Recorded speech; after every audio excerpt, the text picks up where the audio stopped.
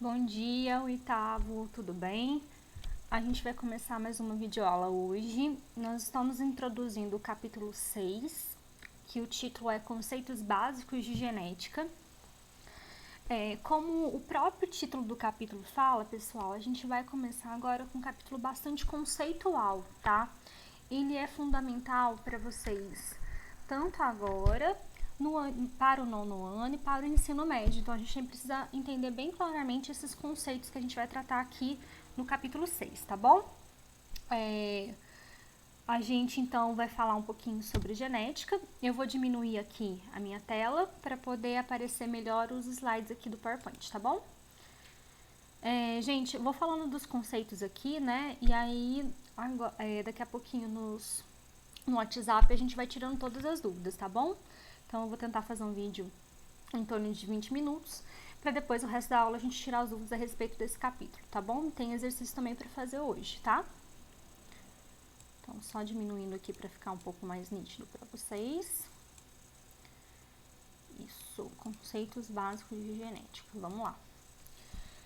Bom, quando a gente está falando de genética, a gente está falando de material genético, isso significa dois tipos de códigos, né? Que a gente tem o DNA, que é um material genético, e a gente tem o RNA, que também é material genético. As diferenças entre eles, DNA e RNA, a gente vai ver com mais detalhes lá no nono ano, tá? Em biologia. Porém, aqui a gente tem que entender o que é um cromossomo, o que é um DNA, qual é a função, o que eles fazem, né? Então, assim, primeiro a gente tem que entender, a gente está abordando aqui um conceito, né, de célula eucarionte. Então, a gente está partindo do princípio que nós estamos conversando sobre uma célula eucarionte, tá? Uma célula eucarionte, diferente da procarionte, é aquela célula cheia de compartimentos internos, que tem divisões internas, que tem organelas membranosas, que tem um núcleo. E este núcleo, ele guarda o material genético, a informação, o código genético, a informação genética dos indivíduos, tá? Nós não temos DNA e RNA apenas no núcleo. A gente também tem DNA e RNA também na mitocôndria. Só que aqui a gente está abordando o material genético do núcleo, que é ele que é o principal, que vai estar ali contido todas as informações que o indivíduo um dia vai se expressar, tá? Em formato de proteína. Então, as informações vêm deste código chamado DNA.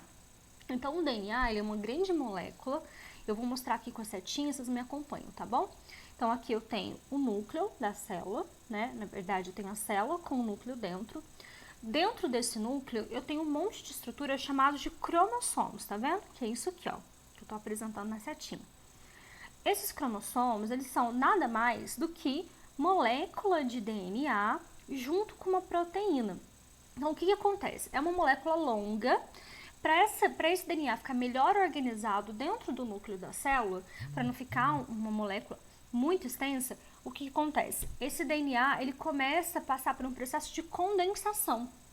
E é esse processo de condensação que vai dar origem ao cromossomo que está aqui, tá? Então, eu tenho DNA mais proteína, e essa proteína ajuda a enrolar esse material genético. É essa proteína que vai fazer ele espiralar, ele ficar, na verdade não é o formato de espiral do código genético, mas ele é fazer um processo de condensação mesmo, tá? Então, formando o que a gente chama de cromossomo. Então, o que é o cromossomo? DNA mais proteína, tudo bem?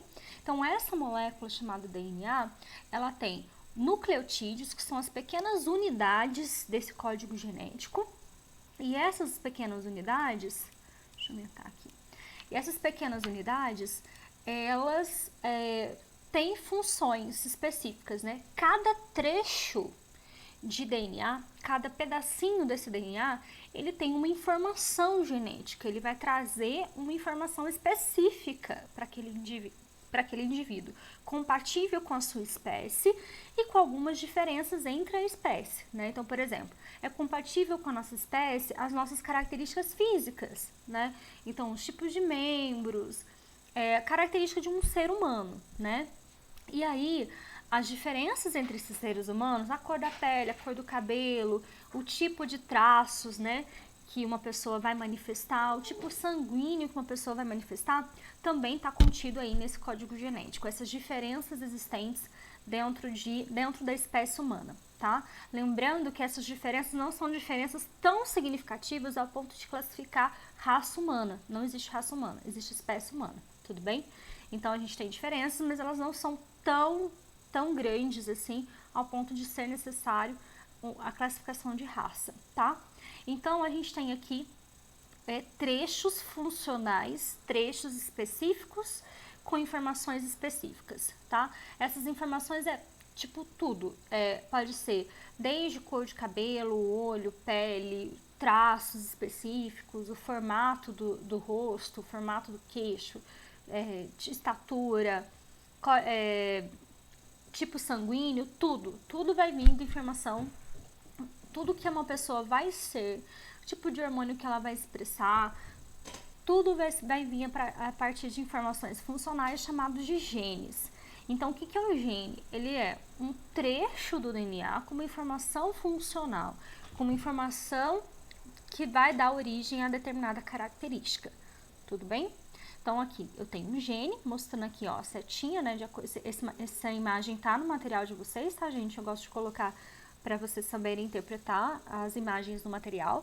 Então, a gente tem aqui um trecho chamado gene, o DNA, que é essa molécula grande, aqui o cromossomo, que é DNA, mais a proteína, na verdade se chama histona, mas vocês não precisam preocupar com isso agora, e aqui a célula com um núcleo cheio de cromossomos dentro, tá? Quantos cromossomos vai ter dentro de um núcleo de uma célula eucarionte? Depende de qual espécie eu tô falando. Se eu tô falando da espécie humana, eu vou ter 46 cromossomos dentro de um núcleo de uma célula eucarionte, tá? E aí vai variar de cada espécie. Dependendo de cada espécie, é a quantidade de cromossomos que nós vamos ter, tá? E aí entra uma definição importante. Ah, mas toda célula do corpo humano vai ter 46 cromossomos? Não, tá? Tem apenas uma exceção. Todas as células que possuem 46 cromossomos, elas são chamadas de células somáticas. É o que tá aqui, ó. Por que célula somática? Lembra que somática é uma palavra que lembra soma, que está somando o que exatamente? O código genético que veio da mãe, mais a carga genética que veio do pai. Então, são cargas genéticas que vão se somar e ter aí um indivíduo com a quantidade total de cromossomos de uma espécie, tá? Somática, célula somática, célula sexual, tudo isso, gente, a gente vai ter em outras espécies também. Mas aqui, os meus exemplos são basicamente para a espécie humana, para ficar mais fácil de entender, tudo bem? Então, nós temos aqui células somáticas, que são células que possuem a carga total de cromossomos, porque somou a herança genética da mãe, mais a herança genética do pai, dando aí 23 cromossomos de cada um, que veio, né, de onde veio essa carga genética? Veio de uma outra célula, tipo de célula chamada célula sexual, que é a que está aqui embaixo, que são, na verdade, os gametas. Então, os gametas, eles sempre vão possuir metade do número dos cromossomos, tá? Aqui a gente consegue introduzir dois conceitos importantes. O conceito de ploidia.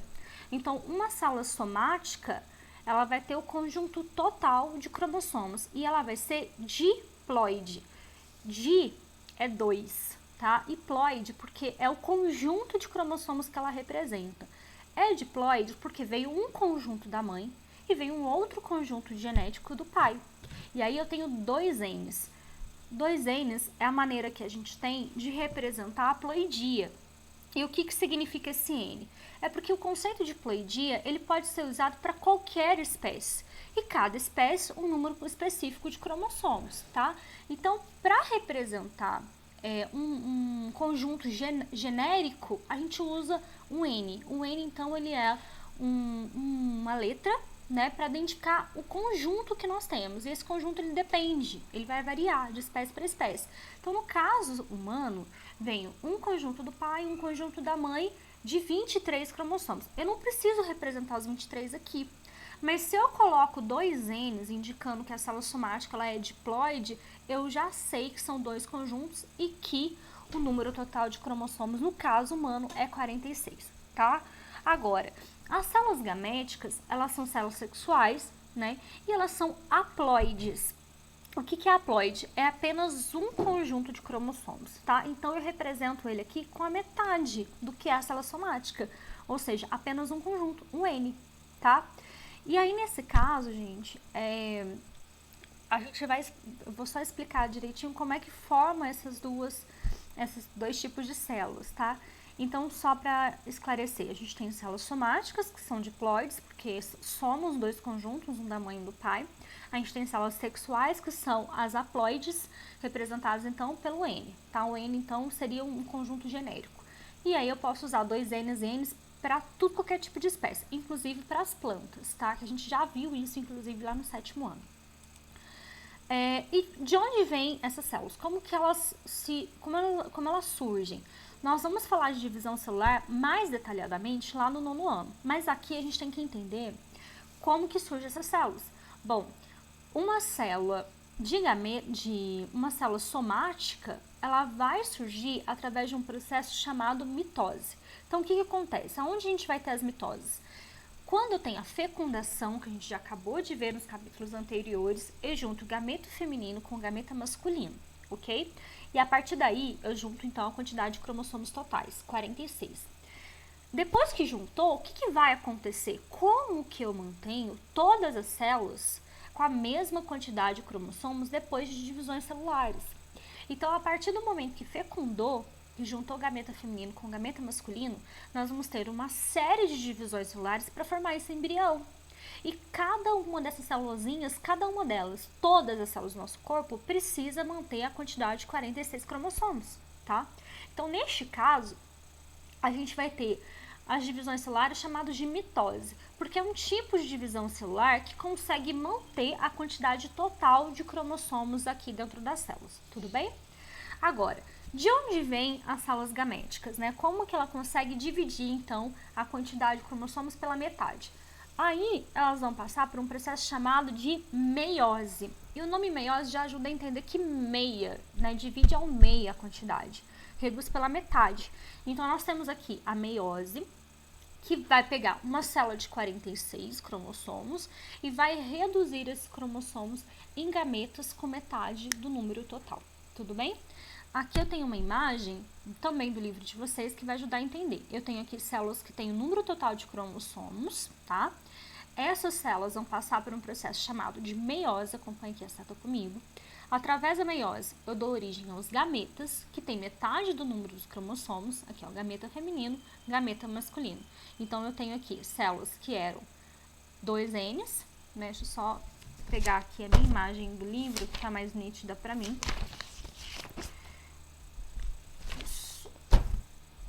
Então, eu tenho aqui células que são 2Ns, originando células Ns, ou seja, células que tinham 46 cromossomos, que agora tem células de 23 cromossomos, tá? Essas células se juntam, né, através do processo de fecundação, dá origem ao zigoto. Esse zigoto vai passar por uma série de divisões celulares do tipo mitose. E essa mitose é a divisão celular que consegue manter a quantidade de cromossomos totais de uma célula. Tudo bem? Continuando aqui, pessoal, a partir desse processo de fecundação, né, a gente vai ter, então, um conjunto total de cromossomos dentro de cada uma das células do nosso corpo. Isso, cada uma mesmo. Então, cada unidade básica do indivíduo, chamado célula, vai ter um número total de cromossomos, né? Então, esse conjunto todo de cromossomos, a gente dá um nome para ele. Ele se chama cariótipo, tá? Então, esse conjunto de cromossomos aqui, ó, segue comigo aqui no slide, tá, gente? É um conjunto presente em todas as células somáticas, né? E esse cariótipo, como que a gente diferencia um cariótipo feminino de um cariótipo masculino? A gente vai observar o cromossomo sexual. E é ele que vai fazer essa distinção entre homem e mulher, tá? Principalmente. Então, essa distinção vai estar lá no cromossomo 23, que é o último parzinho de cromossomos de um cariótipo, tá? Lembrando que a gente fala de cromossomo 1, 2, 3, 4, até o 23, porque a gente está trabalhando com células somáticas, e esses cromossomos, e eu estou falando de cariótipo, que é um número total, e esses cromossomos, eles estão sempre em pares. Então, se eu estou falando de cromossomo 1, significa que eu tenho 2 cromossomos 1. Se eu estou falando de cromossomo 2, eu estou falando de 2 cromossomos 2. E assim por diante, entendeu? Então, a gente sempre vai ter esses cromossomos em pares. E aí, o último parzinho do cromossomo 23 ele tem ali 2 cromossomos sexuais. E esses pares de cromossomos, por que eles estão em pares? Porque um conjunto de cromossomos veio da mãe e um outro conjunto veio do pai.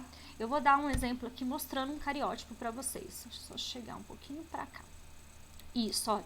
Gente, isso é um cariótipo. Eu tenho aqui a representação de um cariótipo feminino e aqui de um cariótipo masculino. Acompanha a seta comigo, tá? Eu tenho, então, um conjunto de cromossomos gerais, né, de uma mulher, aqui um conjunto de cromossomos gerais de um homem. Como eu sei a diferença? Observando o cromossomo 23, tá? Então, o cromossomo 23 é esse parzinho de cá. E o cromossomo sexual feminino, eles têm o mesmo tamanho, tá? Então, uma mulher é uma mulher porque a gente já sabe disso anteriormente. Porque todo gameta feminino é X, vai conter um cromossomo sexual X, e os espermatozoides, eles variam entre espermatozoide que contém cromossomo sexual X e outros com cromossomo sexual Y. E quando esses cromossomos se juntam, eu posso ter um homem ou uma mulher. E aí, só lembrando, né, a mulher é XX e o homem é XY. O Y, gente, é um cromossomo sexual bem menorzinho, então dá para identificar quando é Y, tá? Então, aqui eu tenho 22 pares de cromossomos que a gente vai chamar de autossomos. Todo cromossomo que não é sexual, nós vamos dar o nome de autossomos, porque ele vai codificar características gerais do corpo humano, certo? Então, aqui, numa mulher, eu tenho 22 pares de cromossomos autossomos e um par de cromossomo sexual. E aqui, no caso do homem, é a mesma coisa. 22 pares de cromossomos autossomos e um par de cromossomo sexual. A gente representa isso, descreve isso, ao invés de escrever como pares, a gente coloca o número total. Então, vou voltar aqui para vocês verem como a gente escreve. Nós escrevemos assim, ó, 44A mais o cromossomo sexual no caso de uma mulher. 44A mais o cromossomo sexual no caso de um homem. Então, como é que fica isso? 44A, porque se eu tenho 22 pares, significa que eu tenho 44 cromossomos autossomos no total, mais XX. Então, eu estou identificando aqui o cromossomo sexual para falar de uma mulher, tá? E aqui no caso de um homem, para representar o cariótipo de um homem, eu coloco 44A, porque são 44 cromossomos autossomos totais, mais o XY, que é o cromossomo de um homem, né? Um cromossomo sexual de um homem, tudo bem? Então, aqui eu tenho um jeito de escrever esse cariótipo diferenciando o que é uma mulher e o que é um homem, tudo bem? Por que eu não coloco aqui 44A mais uma outra letra aqui para o cromossomo sexual? Porque a ideia é diferenciar homem e mulher, certo? Então, eu diferencio representando os cromossomos sexuais aqui, porque é a diferença básica, tá? Entre o cromossomo feminino e masculino. E aí, gente, se eu não quisesse representar o cromossomo sexual, eu simplesmente escrevia 46 cromossomos, tá? Porque todos têm 46 cromossomos. Então, aqui tá o cariótipo, eu já expliquei. E aí, um detalhe, né? Voltando aqui no cariótipo, só para explicar mais um detalhe, para falar de cromossomos homólogos agora. Como eu disse, todos os cromossomos estão em pares. Mas de onde veio esses pares? Então, toda vez que eu falar do cromossomo 1, tá vendo? Acompanha a seta comigo. Cromossomo 1, cromossomo 2, cromossomo 3 e a mesma coisa aqui no caso dos meninos. A gente vai ter cromossomos que um veio da mãe, um veio do pai. Então, cromossomo 1, tá lá, ó, par 1. Este cromossomo veio da mãe, este veio do pai. Par 2, este veio da mãe, este veio do pai. Par 3, este veio da mãe, este veio do pai. Então, a soma, no processo de fecundação, a gente junta esses pares, tá? Mas, Giovana, então, como é que funcionam esses pares, né? Eles, enfim, são aleatórios? Não, não são aleatórios. Aí entra o conceito de cromossomos homólogos, tá? Os cromossomos homólogos, eles são cromossomos que têm a mesma característica. Então, o par 1, o cromossomo que veio da mãe, ele tem que ser semelhante ao cromossomo que veio do pai. Eu não posso ter um cromossomo, por exemplo, da mãe, que vai codificar cor de cabelo, e do outro lado eu tenho um par que não é para a mesma informação. tá? Então, eu preciso da mesma informação. Então, os cromossomos homólogos, eles são cromossomos, são os pares de cromossomos que têm o mesmo formato, o mesmo tamanho e a mesma sequência de genes, principalmente, que está representado aqui, ó, mesma sequência de genes. Então, cromossomos homólogos são aqueles cromossomos que um veio da mãe, o outro veio do pai, mas que tem a mesma sequência de genes. O que é a mesma sequência de genes? Eles possuem genes que vai codificar a mesma característica. Então, olha o meu exemplo aqui. Neste meu exemplo, deixa eu pegar no livro que aqui tá meio apagadinho. Neste meu exemplo, eu tenho cromossomos homólogos. Cores diferentes porque está representando heranças diferentes. Então, por exemplo, o verde é o cromossomo representado a herança materna, neste caso. O vermelho é o cromossomo que veio do pai, herança paterna. Só que observem uma coisa. Tanto aqui eu tenho um gene, tá vendo? Essas linhazinhas cortando esse cromossomo, na verdade, é uma faixa representando a localização do gene. Então, eu tenho aqui, no caso da mãe, o gene para o formato do queixo. E no caso do pai, o gene para o formato do queixo. Esses genes, eles se expressam também em pares. Eles precisam do complemento, tá? Para poder manifestar aquela característica. Então, esses genes estão sempre em pares. E aí, neste caso, essas características têm que ser as mesmas, tem que bater a localização da característica da mãe tem que bater com a localização da característica do pai, tá? Então, gente, na separação, então, como eu falei, né? Esses genes, eles estão juntos nas células somáticas, só que quando vai acontecer uma meiose, que eu acabei de explicar, né? Quando vai dividir uma célula que tem 46 cromossomos para virar uma célula de 23, esses cromossomos, eles se separam, tá? Então, aí na fecundação eles se juntam e na meiose eles se separam, na formação desses gametas, tá? Continuando aqui, eu tenho aqui outro exemplo, né? De cromossomos aqui, neste caso, não homólogos. O que é o cromossomo não homólogo? É quando ele não codifica as mesmas informações. Eu vou ler para vocês aqui, para vocês identificarem. Quem está com o livro também acompanhando, fica fácil. Aqui está formato do queixo, aqui está tipo sanguíneo e aqui está crescimento, certo?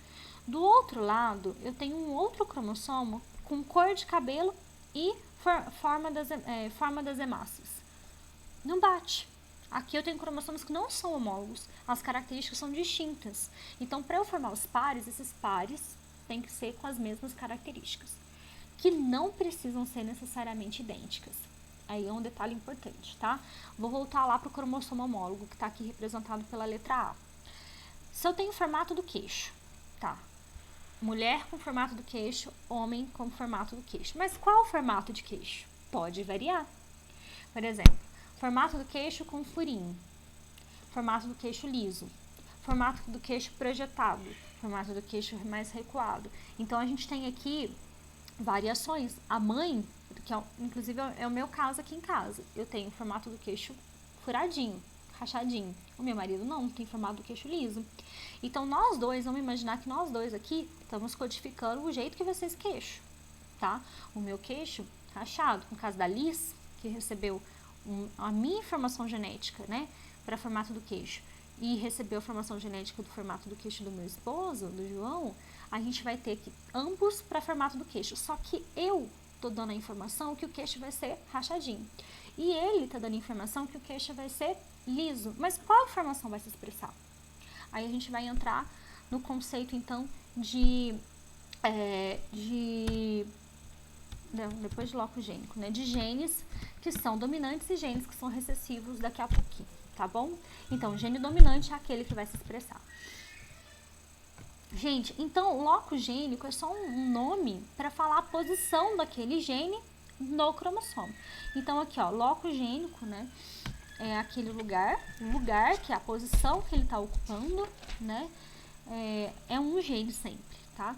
Um gene, lembrando que um gene é uma sequência de DNA.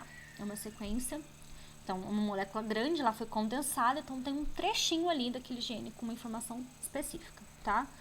E aí não se altera de indivíduo para indivíduo. Então, se eu tenho um loco gênico para formato do queixo, uma posição do gene, voltando, ó. Se eu tenho aqui uma posição do gene na mãe, essa mesma posição vai estar no do pai. Uma posição fixa, tá? E aí a gente entra no conceito de genes alelos.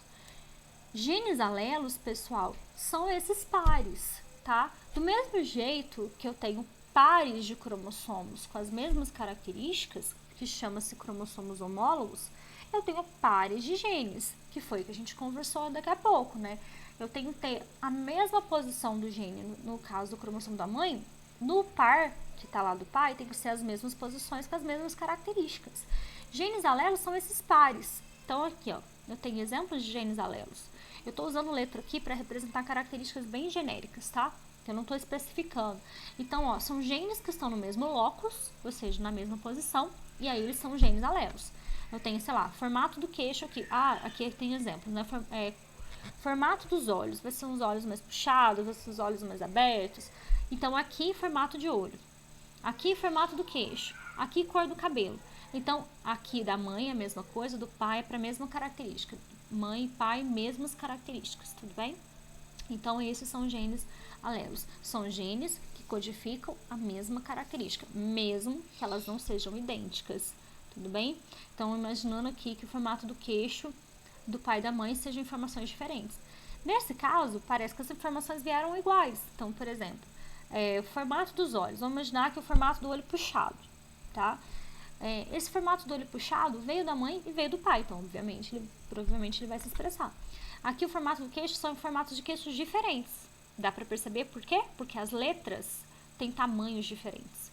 Então, olha, eu represento um gene com letra, tá? Normalmente. E eu uso, sei lá, letra A para representar a característica que eu quero dizer. Letra B, outra característica. Letra C, outra característica. Mas a letra maiúscula e a letra minúscula, elas vão me dizer que essas características são diferentes. E vão me dizer se as características são dominantes ou recessivas. E eu já vou tratar desse assunto daqui a pouquinho, tá? Continuando aqui, é aí que entra a questão de dominância e recessividade. Eu vou representar uma característica que é dominante quando ela tiver com letra maiúscula. E vou representar uma característica recessiva quando ela tiver com letra minúscula, tá? E aí, gente, a letra maiúscula, ela sempre vai ser dominante, ou seja, ela sempre vai ser, ela vai se expressar com mais facilidade do que a característica da letra minúscula, que é o recessivo. Isso significa o quê? Que a letra dominante, a característica dominante, ela tende a ocultar, a silenciar a característica que é recessiva, tudo bem? Então, normalmente, a característica dominante, ela se expressa com mais facilidade do que a característica recessiva. Então, o que isso significa, né? Pensando lá no queixo rachadinho. Eu tenho queixo rachadinho, João tem queixo liso. Queixo rachado seria o asão e o queixo liso seria o azinho. Então, qual é a tendência de expressão, né? De expressão da característica? A tendência é o queixo rachado. Então, a Alice, por exemplo, tem queixo rachadinho, porque essa é uma característica dominante, tá? Então, formato do queixo, né? Perfil do queixo. Se a gente denominasse essa característica como a letra A, o queixo rachadinho seria o asão e o queixo liso seria azinho. E aí a tendência é que essa criança nasça com o queixo rachadinho, tudo bem?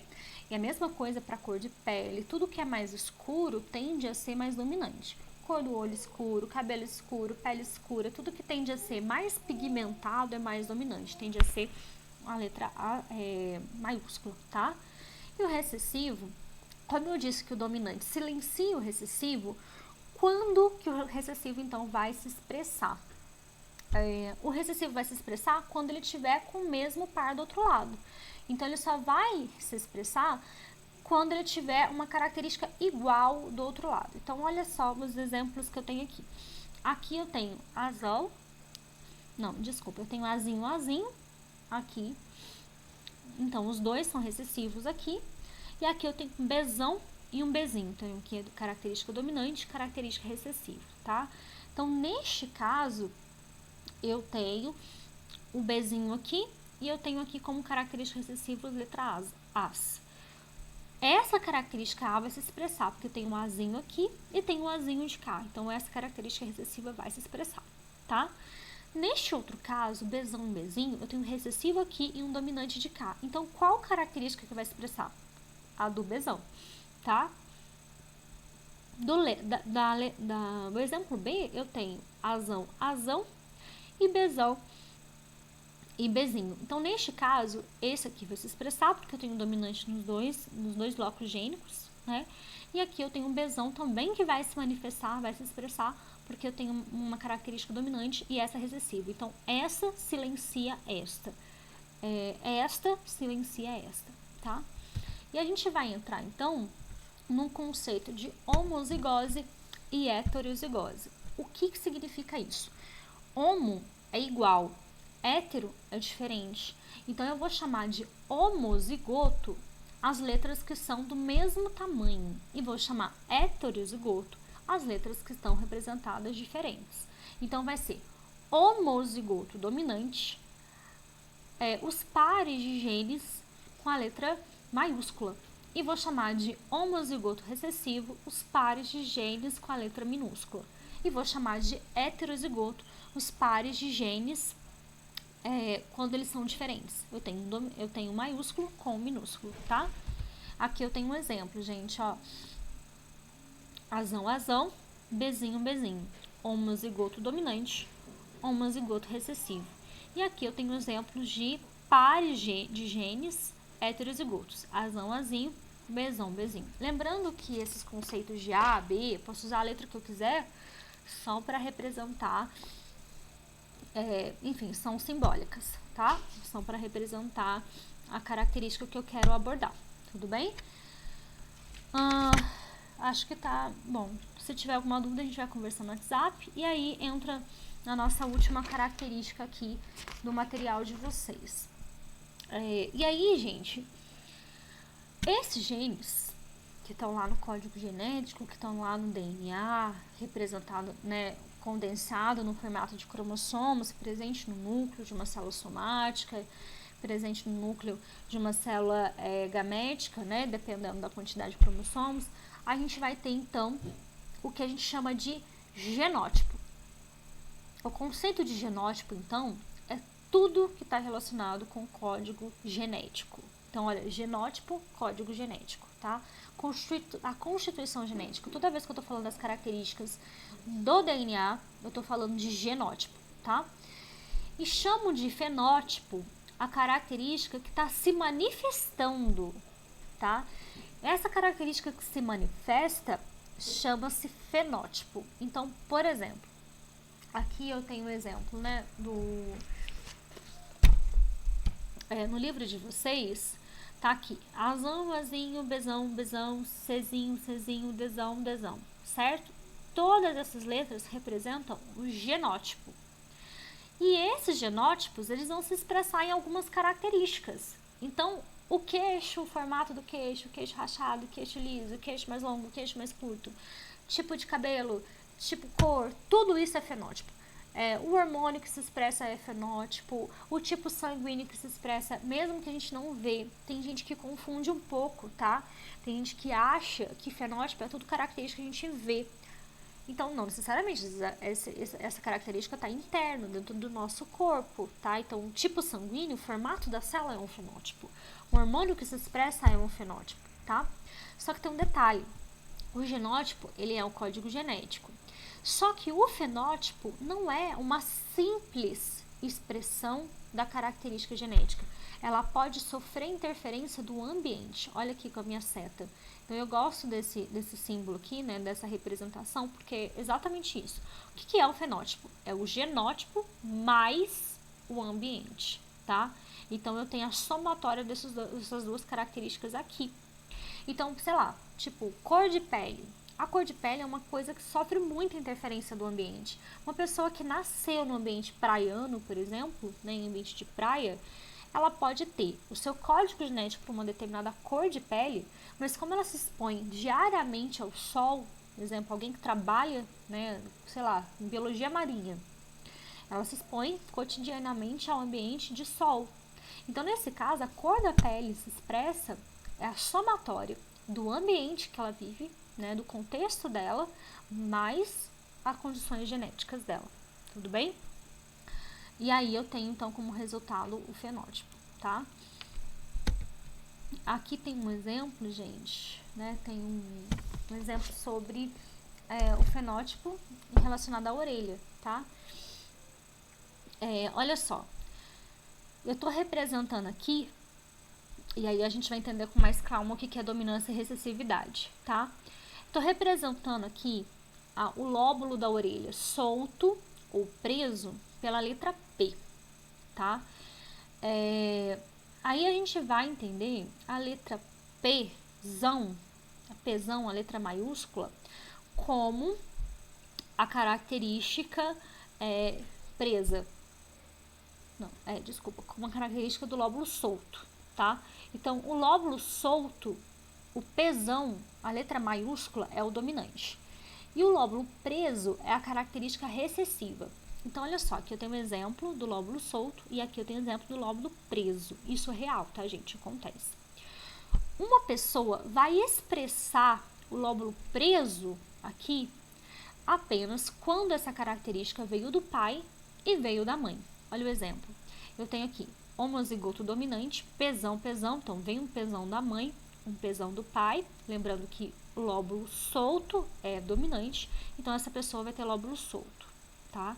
Se vem um Pzão da mãe e um Pzinho do pai, ela vai manifestar o lóbulo solto também, lembrando que o dominante silencia o recessivo, né? Ele, na verdade, ele se expressa, né, principalmente em detrimento do recessivo, então ele silencia. Então vai ser, essa pessoa vai ter lóbulo solto.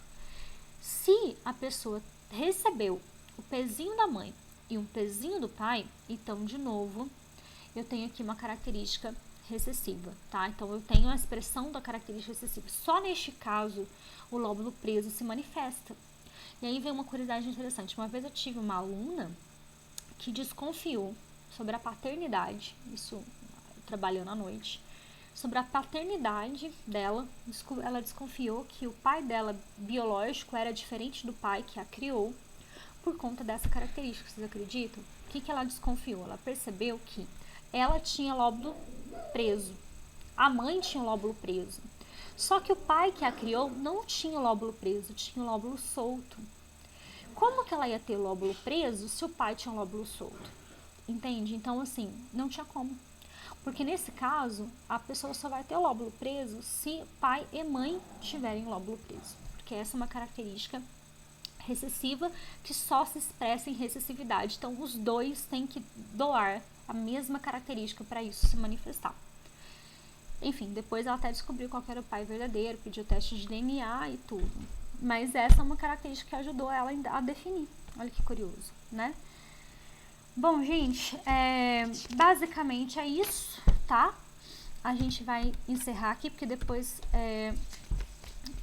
a gente vai falar um pouquinho sobre genes de Mendel, a gente vai ver mais pra frente, então o próximo vai ser sobre nutrientes. Tudo bem aqui, então, sobre o código genético, espero que vocês tenham entendido. Estou aqui para qualquer dúvida, tá? Então, daqui a pouquinho a gente vai conversar então no WhatsApp, tirar todas as dúvidas sobre os conceitos de genética, tá bom? Lembrando que eles são fundamentais, tá, galera? Então, prestem bastante atenção, tomem cuidado com esse capítulo, que ele é bem importante, tá? Um beijo e até daqui a pouco, então.